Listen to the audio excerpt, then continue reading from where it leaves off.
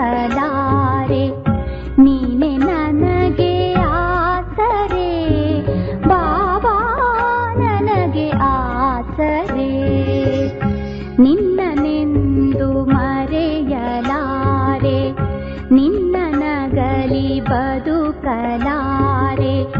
ನೀನೆ ನನಗೆ ಆಸರೆ ಬಾಬಾ ನನಗೆ ಆಸರೆ ನಿನ್ನನೆಂದು ಮರೆಯಲಾರೆ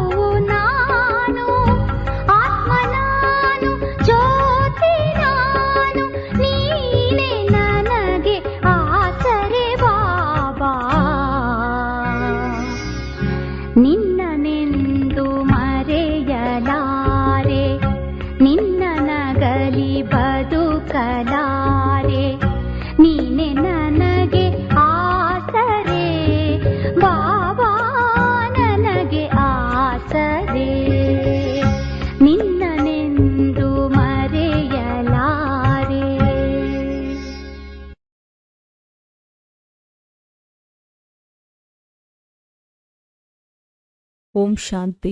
ಇಂದಿನ ದಿನಾಂಕ 15/7/2026. ಪ್ರಾರ್ಥ ಮುರುಳಿ ಬಾಪ್ತಾದ ಮಧುಬನ. ಮಧುರ ಮಕ್ಕಳೇ, ಯೋಗ ಬಲದಿಂದಲೇ ಆತ್ಮದ ತುಕ್ಕು ಕಳೆಯುವುದು. ಆದ್ದರಿಂದ ಇದರಲ್ಲಿ ಎಂದೂ ಹುಡುಗಾಟಿಕೆ ಮಾಡಬೇಡಿ.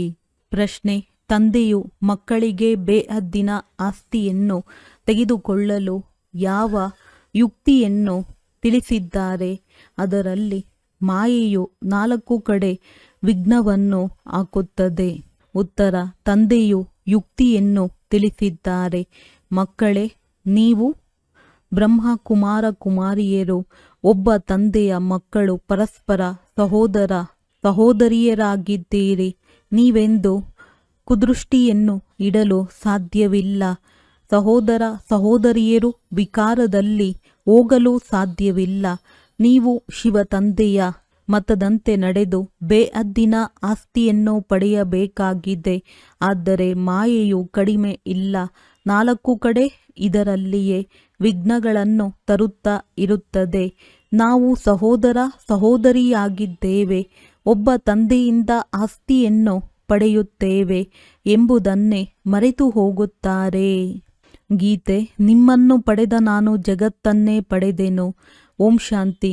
ಗೀತೆಯ ಒಂದು ಅಕ್ಷರವೇ ಬಹಳಷ್ಟಾಗಿದೆ. ಮಕ್ಕಳಿಗೆ ತಿಳಿದಿದೆ, ಬೇಹದ್ದಿನ ತಂದೆಯಿಂದ ಬೇಹದ್ದಿನ ಆಸ್ತಿಯೂ ಸಿಗುತ್ತದೆ ಮತ್ತು ಕಲ್ಪಕಲ್ಪವೂ ಸಿಗುತ್ತದೆ. ಇದನ್ನು ಸಹ ಮಕ್ಕಳು ತಿಳಿದುಕೊಂಡಿದ್ದೀರಿ. ಬೇಹದ್ದಿನ ಆಸ್ತಿಯೂ ಸಿಗುತ್ತದೆ. ಅವಶ್ಯವಾಗಿ ಅದು ಭಾರತಕ್ಕೆ ಸಿಕ್ಕಿತು.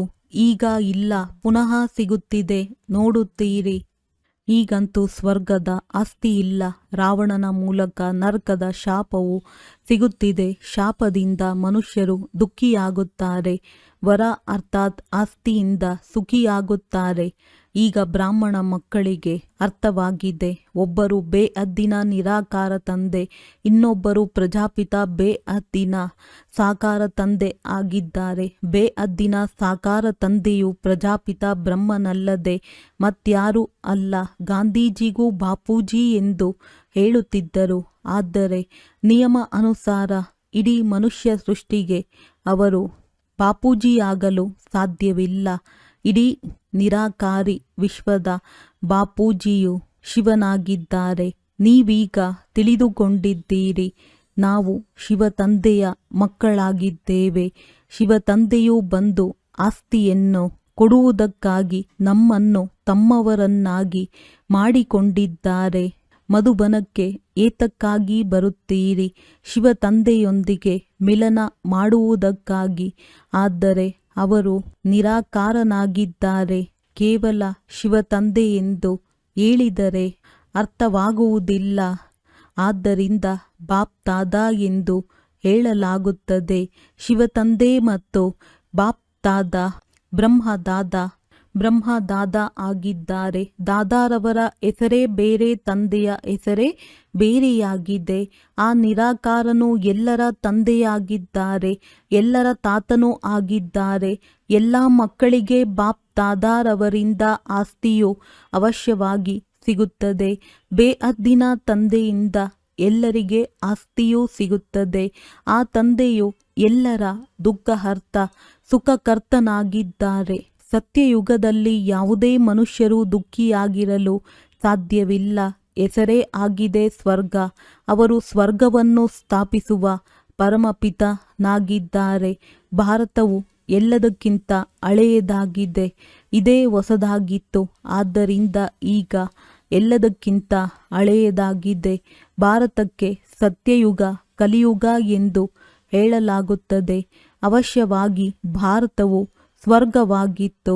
ಈ ಲಕ್ಷ್ಮೀ ನಾರಾಯಣರು ರಾಜ್ಯಭಾರ ಮಾಡುತ್ತಿದ್ದರು. ಇದು ಬುದ್ಧಿಯಲ್ಲಿದೆ. ನೀವೀಗ ಲಕ್ಷ್ಮೀನಾರಾಯಣರು ರಾಜ್ಯಭಾರ ಮಾಡುತ್ತಿದ್ದರು. ಇದು ಬುದ್ಧಿಯಲ್ಲಿದೆ. ನೀವೀಗ ಲಕ್ಷ್ಮೀನಾರಾಯಣರ ಮಂದಿರಕ್ಕೆ ಹೋಗುತ್ತೀರೆಂದರೆ ಕೂಡಲೇ ಬುದ್ಧಿಯಲ್ಲಿ ಬರುತ್ತದೆ, ಅವರಿಗೆ ಈ ಆಸ್ತಿಯು ಹೇಗೆ ಸಿಕ್ಕಿತ್ತು, ಇವರು ಹೇಗೆ ಪೂಜ್ಯರಾದರು, ಯಾವಾಗ ರಾಜ್ಯ ಮಾಡಿದರು, ಯಾರ ಮುಖಾಂತರ ರಾಜ್ಯ ಪಡೆದರು. ಇದೆಲ್ಲವೂ ಬುದ್ಧಿಯಲ್ಲಿ ಬರುತ್ತದೆ. ಮೊದಲು ಲಕ್ಷ್ಮೀನಾರಾಯಣರ ಮಂದಿರಕ್ಕೆ ಹೋಗುತ್ತಿದ್ದೀರಿ, ಮಾಲೆಯನ್ನು ಜಪಿಸುತ್ತಿದ್ದೀರಿ. ಅವರ ಕರ್ತವ್ಯದ ಬಗ್ಗೆ ಏನೂ ತಿಳಿದಿರಲಿಲ್ಲ. ಈಗ ಕೇವಲ ನಿಮ್ಮ ಬುದ್ಧಿಯಲ್ಲಿದೆ. ನಿಮ್ಮಲ್ಲಿಯೂ ನಂಬರ್ ವಾರ್. ನೀವೀಗ ಲಕ್ಷ್ಮೀನಾರಾಯಣರ ಮಂದಿರದಲ್ಲಿ ಹೋಗಿ ನಿಂತುಕೊಂಡ ಕೂಡಲೇ ಹರ್ಷಿತರಾಗುತ್ತೀರಿ. ಏಕೆಂದರೆ ನಿಮ್ಮ ಬುದ್ಧಿಯಲ್ಲಿದೆ. ಇವರು ಈ ಪ್ರಾರಬ್ಧವನ್ನು ಹೇಗೆ ಪಡೆದಿದ್ದರು? ಸಂಗಮ ಯುಗದಲ್ಲಿಯೇ ಪಡೆದರು. ಏಕೆಂದರೆ ಸಂಗಮ ಯುಗದಲ್ಲಿಯೇ ಹಳೆಯ ಪ್ರಪಂಚ ಪರಿವರ್ತನೆ ಆಗಬೇಕಾಗಿದೆ. ಸಂಗಮದಲ್ಲಿಯೇ ತಂದೆಯು ಬಂದು ರಾಜಯೋಗವನ್ನು ಕಲಿಸಿದ್ದರು. ಇದನ್ನು ತಿಳಿದುಕೊಂಡಿದ್ದೀರಿ. ಬಹಳ ಜನ್ಮಗಳ ಅಂತಿಮ ಜನ್ಮದಲ್ಲಿ ಇವರು ಬ್ರಹ್ಮನಾಗಿದ್ದರು. ಬ್ರಹ್ಮರವರ ಮೂಲಕ ವಿಷ್ಣುಪುರಿಯ ಸ್ಥಾಪನೆಯಾಗುತ್ತದೆ. ಈ ಲಕ್ಷ್ಮೀ ನಾರಾಯಣರೇ ಇಂದಿನ ಜನ್ಮದಲ್ಲಿ ಬ್ರಹ್ಮ ಸರಸ್ವತಿಯಾಗಿದ್ದರು. ಬ್ರಹ್ಮನ ಜೊತೆಗೆ ಬ್ರಾಹ್ಮಣಿಯರು ಇರುತ್ತಾರೆ. ಸತ್ಯಯುಗದಲ್ಲಿ ಲಕ್ಷ್ಮೀನಾರಾಯಣರ ರಾಜ್ಯವಿತ್ತಲ್ಲವೇ? ಅವಶ್ಯವಾಗಿ ಪ್ರಜಾಪಿತನು ಇರುವರು. ನೀವು ತಿಳಿದುಕೊಂಡಿದ್ದೀರಿ. ನಾವು ಪುರುಷಾರ್ಥ ಮಾಡುತ್ತಿದ್ದೇವೆ.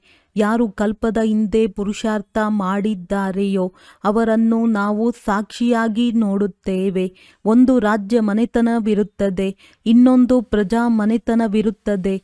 ಪ್ರಜೆಗಳಲ್ಲಿಯೂ ಕೆಲವರು ಬಹಳ ಸಾಹುಕಾರರಿರುತ್ತಾರೆ, ಕೆಲವರು ಕಡಿಮೆ. ರಾಜರಲ್ಲಿಯೂ ಕೆಲವರು ಬಹಳ ಸಾಹುಕಾರರು, ಕೆಲವರು ಕಡಿಮೆ ಸಾಹುಕಾರರಿರುತ್ತಾರೆ. ಇವರು ಈ ರಾಜ್ಯವನ್ನು ಹೇಗೆ ಪಡೆದರೆಂದು ನೀವು ಲಕ್ಷ್ಮೀ ನಾರಾಯಣರ ಮಂದಿರದಲ್ಲಿ ಯಾರಾಗಿದ್ದರೂ ತಿಳಿಸಬಲ್ಲಿರಿ. ಈಗ ಪುನಃ ಅವರೇ ತಮ್ಮ ರಾಜ್ಯ ಭಾಗ್ಯವನ್ನು ತೆಗೆದುಕೊಳ್ಳುತ್ತಿದ್ದಾರೆ. ರಾಜಧಾನಿಯು ಸ್ಥಾಪನೆಯಾಗುತ್ತಿದೆ. ಎಷ್ಟು ಸಹಜವಾಗಿದೆ. ಅಂಬ ಯಾರೆಂಬುದನ್ನು ತಿಳಿದುಕೊಂಡಿಲ್ಲ. ನೀವು ಹೇಳುತ್ತೀರಿ, ಇವರಂತೂ ಜಗದಂಬೆಯಾಗಿದ್ದಾರೆ. ಕಲ್ಪದ ಮೊದಲು ಜಗದಂಬ ಜಗತ್ಪಿತರು ಇದ್ದರು. ಅವರ ಮಕ್ಕಳು ನಾವು ಇದ್ದೆವು. ಸಂಗಮದಲ್ಲಿ ತಂದೆಯು ರಾಜಯೋಗವನ್ನು ಕಲಿಸುತ್ತಿದ್ದಾರೆ. ಜಗದಂಬೆಯ ಮಕ್ಕಳು ಅನೇಕರಿದ್ದಾರೆ. ಆದರೆ ಇಷ್ಟೊಂದು ಮಂದಿಯನ್ನು ಇಲ್ಲಿಯೇ ಇರಿಸಿಕೊಳ್ಳಲು ಸಾಧ್ಯವಿಲ್ಲ. ಈಗ ನಿಮಗೆ ಜ್ಞಾನದ ಮೂರನೆಯ ನೇತ್ರವು ಸಿಕ್ಕಿದೆ. ತಂದೆಯು ಜ್ಞಾನ ಸಾಗರನಾಗಿದ್ದಾರೆ. ಅಂದ ಮೇಲೆ ಅವಶ್ಯವಾಗಿ ಮಕ್ಕಳಿಗೆ ಜ್ಞಾನವನ್ನೇ ಕೊಡುತ್ತಾರೆ. ಅವರಿಗೆ ಮನುಷ್ಯನೆಂದಾಗಲಿ ದೇವತೆಯೆಂದಾಗಲಿ ಹೇಳುವುದಿಲ್ಲ. ಅವರಿಗೆ ಪರಮಾತ್ಮನೆಂದೇ ಹೇಳಲಾಗುತ್ತದೆ. ನೀವು ಯಾರದೇ ಮಂದಿರದಲ್ಲಿ ಹೋಗುತ್ತೀರೆಂದರೆ ಅವರ ಚರಿತ್ರೆಯನ್ನು ತಿಳಿಸಬಲ್ಲಿರಿ. ರಾಮನ ಚರಿತ್ರೆಯನ್ನು ನೀವು ತಿಳಿಸಬಲ್ಲಿರಿ. ಚಂದ್ರವಂಶಿ ಮನೆತನವು ಈಗ ಸ್ಥಾಪನೆಯಾಗುತ್ತಿದೆ. ಬ್ರಹ್ಮನ ಮೂಲಕ ಬ್ರಾಹ್ಮಣ ಧರ್ಮದ ಸ್ಥಾಪನೆಯೂ ಆಗುತ್ತದೆ. ಬ್ರಹ್ಮನ ಹೆಸರು ಎಷ್ಟು ಪ್ರಸಿದ್ಧವಾಗಿದೆ. ತಂದೆಯು ಬ್ರಹ್ಮನ ಮೂಲಕ ಬ್ರಾಹ್ಮಣರನ್ನು ರಚಿಸುತ್ತಾರೆ. ನೀವು ಬ್ರಹ್ಮಕುಮಾರ ಕುಮಾರಿಯರಾಗಿರುವುದರಿಂದ ತಿಳಿದುಕೊಂಡಿದ್ದೀರಿ. ನಾವು ಒಬ್ಬ ತಂದೆಯ ಮಕ್ಕಳು, ಪರಸ್ಪರ ಸಹೋದರ ಸಹೋದರಿಯರಾಗಿದ್ದೇವೆ. ಅಂದ ಮೇಲೆ ವಿಕಾರಿ ದೃಷ್ಟಿಯನ್ನು ಇಡಲು ಸಾಧ್ಯವಿಲ್ಲ. ಸಹೋದರ ಸಹೋದರಿಯು ವಿಕಾರದಲ್ಲಿ ಹೋಗಲು ಸಾಧ್ಯವಿಲ್ಲ. ತಂದೆಯು ಈ ಯುಕ್ತಿಯನ್ನು ರಚಿಸಿದ್ದಾರೆ. ಡ್ರಾಮಾ ಅನುಸಾರ ನೀವು ಬ್ರಹ್ಮಕುಮಾರರು, ನಾನು ಬ್ರಹ್ಮಕುಮಾರಿಯಾಗಿದ್ದೇನೆ. ವಾಸ್ತವದಲ್ಲಿ ಇಡೀ ಪ್ರಪಂಚವೇ ಬ್ರಹ್ಮಕುಮಾರ ಕುಮಾರಿಯರದ್ದಾಗಿದೆ. ಆದರೆ ನಾವು ಸಹ ಬಿಕೆ ಆಗಿದ್ದೇವೆ ಎಂಬುದನ್ನು ಅವರು ತಿಳಿದುಕೊಂಡಿಲ್ಲ. ನಾವು ಶಿವ ತಂದೆಯ ಮತದಿಂದ ಬೇಅದ್ದಿನ ಆಸ್ತಿಯನ್ನು ಪಡೆಯುತ್ತಿದ್ದೇವೆ. ಮಾಯೆಯು ಕಡಿಮೆ ಇಲ್ಲ. 4 ಕಡೆಯಿಂದ ವಿಘ್ನ ಹಾಕುತ್ತಿರುತ್ತದೆ. ಆಸ್ತಿಯನ್ನು ತೆಗೆದುಕೊಳ್ಳುತ್ತೇವೆ ಎಂಬುದನ್ನೇ ಮರೆತು ಹೋಗುತ್ತಾರೆ. ಇದನ್ನು ನೀವು ಚೆನ್ನಾಗಿ ತಿಳಿದುಕೊಂಡಿದ್ದೀರಿ. ಸತ್ಯಯುಗದಲ್ಲಿ ಒಂದೇ ಧರ್ಮವಿರುತ್ತದೆ. ಮತ್ತೆಲ್ಲ ಧರ್ಮಗಳು ಸಮಾಪ್ತಿಯಾಗಲಿದೆ. ಇದು ಮಕ್ಕಳಿಗೆ ಗೊತ್ತಿದೆ. ಇದೇನೂ ಹೊಸ ಮಾತಲ್ಲ. ಪ್ರತಿ 5000 ವರ್ಷಗಳ ನಂತರ ಈ ಚಕ್ರವು ಸುತ್ತುತ್ತದೆ. ತಿಥಿ ತಾರೀಖನ್ನು ಬರೆದಿದ್ದಾರೆ. ಅಂದಾಗ ಇದು ಬುದ್ಧಿಯಲ್ಲಿರಬೇಕು. ನಾವು ಶಿವ ತಂದೆಯಿಂದ ಈ ಯುಕ್ತಿಯಿಂದ ಆಸ್ತಿಯನ್ನು ತೆಗೆದುಕೊಳ್ಳುತ್ತೇವೆ. ಲಕ್ಷ್ಯವಂತೂ ಸಿಕ್ಕಿದೆಯಲ್ಲವೇ?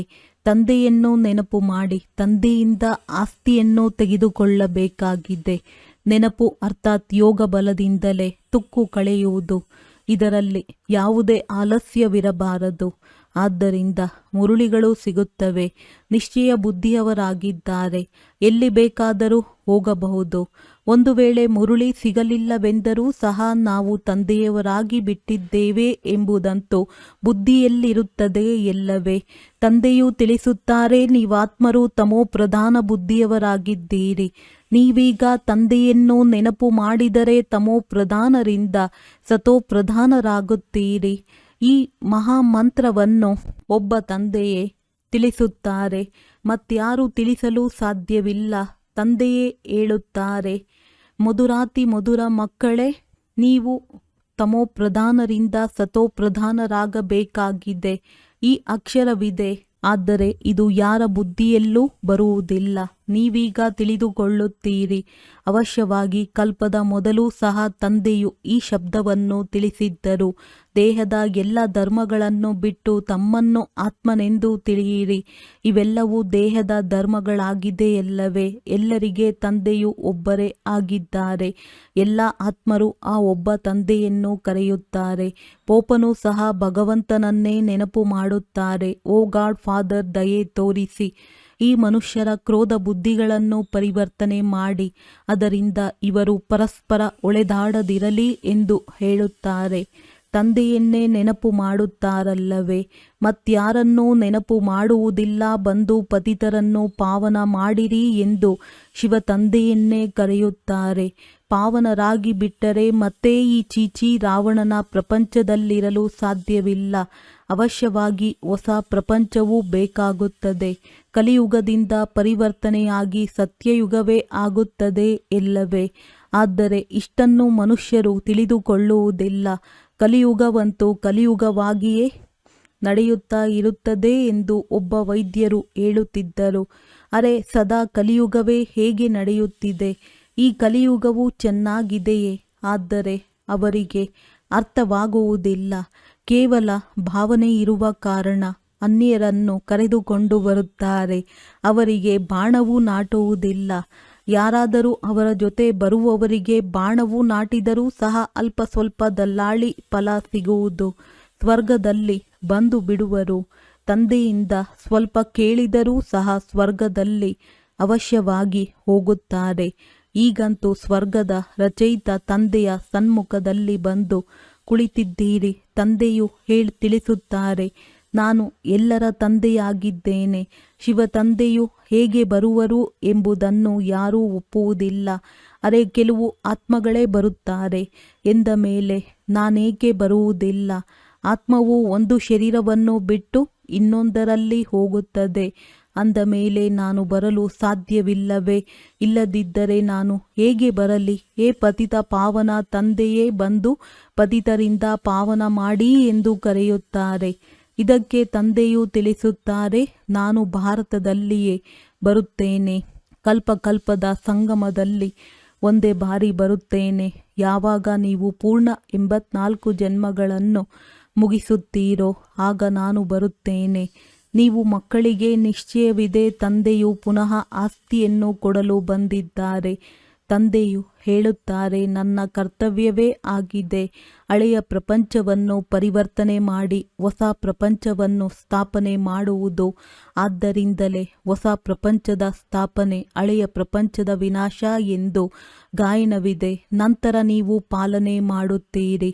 ಜ್ಞಾನದ ಪ್ರಕಾಶತೆ ಸಿಕ್ಕಿದೆಯಲ್ಲವೇ? ಕಾಳಿಯ ಮಂದಿರವನ್ನು ನೋಡುತ್ತೀರೆಂದರೆ ಇದು ಸುಳ್ಳು ಚಿತ್ರವೆಂದು ತಿಳಿದುಕೊಳ್ಳುತ್ತೀರಿ. ಕಾಳಿಯು ಅವಶ್ಯವಾಗಿ ಜಗದಂಬೆಯಾಗಿದ್ದಾರೆ. ಆದರೆ ಇಂತಹ ಭಯಾನಕ ರೂಪವಂತೂ ಇಲ್ಲ. ಬಾಂಗ್ಲಾದಲ್ಲಿ ಕಾಳಿಯ ಮುಂದೆ ಬಲಿ ಕೊಡುತ್ತಾರೆ, ಆದರೆ ಏನನ್ನೂ ತಿಳಿದುಕೊಂಡಿಲ್ಲ. ಲಕ್ಷಾಂತರ ಮಂದಿ ಜಗದಂಬೆಯ ಮಂದಿರಕ್ಕೆ ಹೋಗುತ್ತಾರೆ. ಸದಾ ಮೇಳವಿದ್ದಂತೆ ಇರುತ್ತದೆ. ಚಿಕ್ಕದಾದ ಮೂರ್ತಿಯನ್ನು ಇಟ್ಟಿದ್ದಾರಲ್ಲವೇ? ಜಗದಂಬೆ ಎಂದು ಹೆಸರನ್ನಿಟ್ಟಿದ್ದಾರೆ. ಅಂದಾಗ ಜಗದಂಬೆಯಂತೂ ಒಬ್ಬರೇ ಇರಬೇಕಲ್ಲವೇ? ಸಿನ್ನಲ್ಲಿ ಕಾಳಿಯ ಮಂದಿರವನ್ನು ಹೇಗೆ ಕಟ್ಟಿಸಿದ್ದರು? ಒಂದು ಬಾರಿ ಕೋಟೆಯಲ್ಲಿ ಅಣುಬಾಂಬ್ನ ಸ್ಫೋಟವಾಯಿತು. ಆಗ ಒಬ್ಬ ಕಾವಲುಗಾರನು ಹೇಳಿದ್ದನು, ಕಾಳಿ ಮಾತೆಯು ಕೋಪಿಸಿಕೊಂಡಿದ್ದಾರೆ ಎಂದು. ಆಗ ಅವರು ಬಂದು ಅಲ್ಲಿ ಕಾಳಿಯ ಮಂದಿರವನ್ನು ಕಟ್ಟಿಸಿಬಿಟ್ಟರು. ವಾಸ್ತವದಲ್ಲಿ ಕಾಳಿಯು ಯಾರಾಗಿದ್ದಾರೆ ಏನನ್ನೂ ತಿಳಿದುಕೊಂಡಿಲ್ಲ. ಈಗ ನಿಮಗೆ ಜ್ಞಾನ ಸಿಕ್ಕಿದೆ. ನೀವು ತಿಳಿದುಕೊಂಡಿರುವ ಮಾತೇ ಇಲ್ಲ. ತಂದೆಯಿಂದ ಆಸ್ತಿಯನ್ನು ತೆಗೆದುಕೊಳ್ಳುತ್ತಿದ್ದೇವೆ ಎಂದು ತಿಳಿದುಕೊಂಡಿದ್ದೀರಿ. ಅಂದ ಮೇಲೆ ಅದಕ್ಕಾಗಿ ಪೂರ್ಣ ಪುರುಷಾರ್ಥ ಮಾಡಬೇಕಲ್ಲವೇ? ಮೊದಲನೆಯದಾಗಿ ಯಾವಾಗ ಕುಮಾರ ಕುಮಾರಿಯು ವಿವಾಹ ಮಾಡಿಕೊಳ್ಳುವರೋ ಆಗಲೇ ದುಃಖವು ಆರಂಭವಾಗುತ್ತದೆ. ನಿಮಗೆ ವಿವಾಹ ಮಾಡಿಕೊಳ್ಳುವ ಸಂಕಲ್ಪವೂ ಸಹ ಎಂದಿಗೂ ಬರಬಾರದು. ಈಗ ತಂದೆಯು ತಿಳಿಸುತ್ತಾರೆ, ಈ ರಾವಣ ರಾಜ್ಯವು ಸಮಾಪ್ತಿಯಾಗಲಿದೆ. ಇದು ವಿಕಾರಿ ಗೃಹಸ್ಥ ವ್ಯವಹಾರವಾಗಿದೆ. ದೇವಿ ದೇವತೆಗಳಿಗಾಗಿ ಗಾಯನ ಮಾಡುತ್ತಿರುತ್ತಾರೆ. ಈ ದೇವತೆಗಳನ್ನು ನಿರ್ವಿಕಾರಿಗಳನ್ನಾಗಿ ಮಾಡುವವರು ಯಾರೆಂಬುದು ಯಾರಿಗೂ ತಿಳಿದಿರುವುದಿಲ್ಲ. ಸತ್ಯಯುಗವು ಸಂಪೂರ್ಣ ನಿರ್ವಿಕಾರಿ ಪ್ರಪಂಚವಾಗಿದೆ. ಅಲ್ಲಿಯೂ ವಿಕಾರಗಳಿತ್ತು ಎಂದು ಶಾಸ್ತ್ರಗಳಲ್ಲಿ ತೋರಿಸಿಬಿಟ್ಟಿದ್ದಾರೆ. ಆದರೆ ಅದು ಸಂಪೂರ್ಣ ನಿರ್ವಿಕಾರಿ ಪ್ರಪಂಚವಾಗಿರುತ್ತದೆ. ವಿಕಾರಿ ಪ್ರಪಂಚ ಮತ್ತು ನಿರ್ವಿಕಾರಿ ಪ್ರಪಂಚದಲ್ಲಿ ಎಷ್ಟೊಂದು ಅಂತರವಿದೆ. ಈ ಮಾತುಗಳು ಮತ್ಯಾರ ಬುದ್ಧಿಯಲ್ಲಿಯೂ ಇಲ್ಲ. ನೀವು ತಿಳಿದುಕೊಂಡಿದ್ದೀರಿ, ಈ ಲಕ್ಷ್ಮೀನಾರಾಯಣರ ರಾಜ್ಯವಿದ್ದಾಗ ಕೆಲವರೇ ಮನುಷ್ಯರಿದ್ದರು. ಒಂದೇ ಧರ್ಮವಿತ್ತು. ನಂತರ ಇದು ವೃದ್ಧಿಯಾಗಿದೆ. ಪೂರ್ಣ ಚಕ್ರವನ್ನು ಸುತ್ತಬೇಕಾಗಿದೆ. ಆದ್ದರಿಂದಲೇ ಇಡೀ ಪೃಥ್ವಿಯನ್ನು ಸುತ್ತಿದರೆಂದು ಹೇಳುತ್ತಾರೆ. ಸಮುದ್ರವನ್ನಂತೂ ಸುತ್ತಲೂ ಸಾಧ್ಯವಿಲ್ಲ. ಸತ್ಯಯುಗದಲ್ಲಿ ಕೆಲವರೇ ಇರುವ ಕಾರಣ ಎಷ್ಟೊಂದು ಕಡಿಮೆ ಭೂಮಿಯನ್ನು ತೆಗೆದುಕೊಳ್ಳುತ್ತಾರೆ. ಈಗ ಮನುಷ್ಯ ಸೃಷ್ಟಿಯ ಎಲೆಯೂ ಪೂರ್ಣವಾಗಲಿದೆ. ಮೇಲೆ ಉಳಿದುಕೊಂಡಿರುವ ಆತ್ಮಗಳೆಲ್ಲರೂ ಬರುತ್ತಿದ್ದಾರೆ. ಜನಸಂಖ್ಯೆಯು ವೃದ್ಧಿಯಾಗುತ್ತಲೇ ಇದೆ.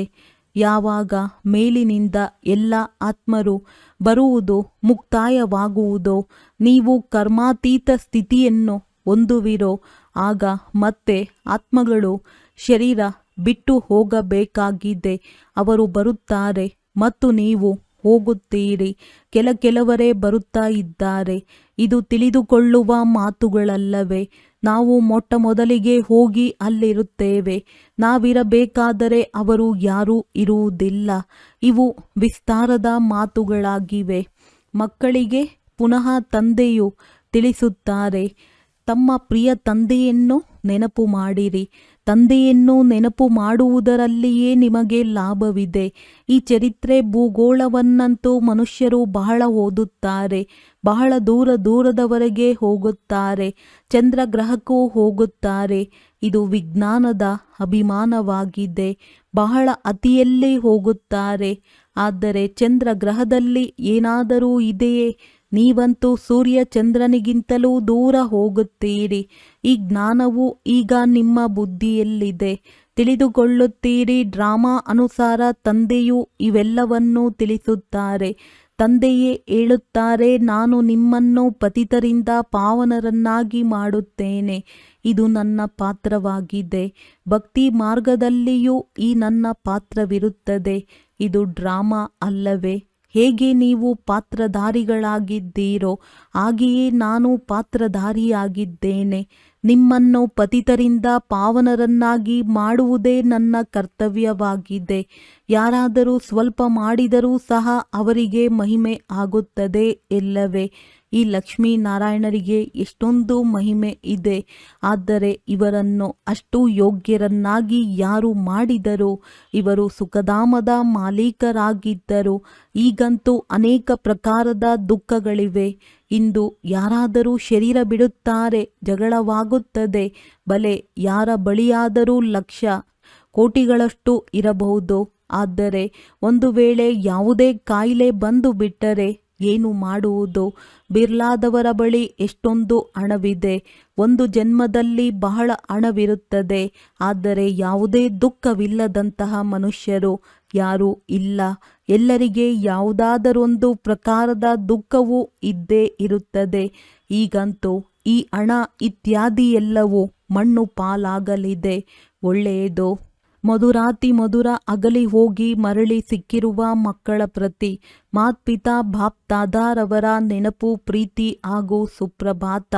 ಆತ್ಮಿಕ ಮಕ್ಕಳಿಗೆ ಆತ್ಮಿಕ ತಂದೆಯ ನಮಸ್ತೆ. ಧಾರಣೆಗಾಗಿ ಮುಖ್ಯ ಸಾರ: ಕರ್ಮಾತೀತ ಸ್ಥಿತಿಯನ್ನು ಪ್ರಾಪ್ತಿ ಮಾಡಿಕೊಂಡು ಮನೆಗೆ ಹಿಂತಿರುಗಿ ಹೋಗಬೇಕಾಗಿದೆ. ಆದರೆ ಯಾವಾಗ ಆತ್ಮರ ಬರುವಿಕೆಯು ಮುಕ್ತಾಯವಾಗುವುದೋ ಆಗಲೇ ಹಿಂತಿರುಗಿ ಹೋಗುತ್ತೀರಿ.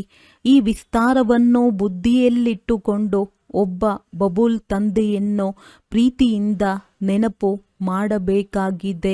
ಜ್ಞಾನದ ಬೆಳಕು ಸಿಕ್ಕಿದೆ. ಆದ್ದರಿಂದ ನಿಶ್ಚಯ ಬುದ್ಧಿಯವರಾಗಿ ತಂದೆಯಿಂದ ಪೂರ್ಣ ಆಸ್ತಿಯನ್ನು ತೆಗೆದುಕೊಳ್ಳಬೇಕಾಗಿದೆ. ಎಲ್ಲಿದ್ದರೂ ಸಹ ನೆನಪಿನ ಬಲದಿಂದ ಆತ್ಮವನ್ನು ತಮೋಪ್ರಧಾನದಿಂದ ಸತೋಪ್ರಧಾನರಾಗುವ ಪುರುಷಾರ್ಥ ಮಾಡಬೇಕಾಗಿದೆ.